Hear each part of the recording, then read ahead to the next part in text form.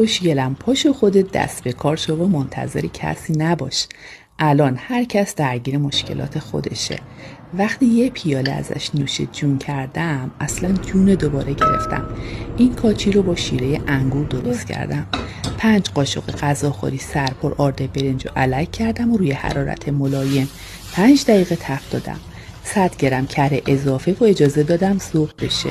با ادویجات خاصش 1 دقیقه تفت دادم و 3/4 لیوان شیره انگور بهش اضافه کردم و خوب یک دستش کردم و 3 لیوان آب بهش اضافه کردم و تا زمانی که کاچی به غلظت برسه هم زدم. وقتی به غلظت رسید زعفرون و گلابش هم اضافه کردم. کاچی بدون نبات بی‌معنیه. ببین چقدر صاف و یک دسته، نمیدونی چه عطری داره. اصلا عطرش به جون آدم میشینه و شروع میکنه به نوازش کردن.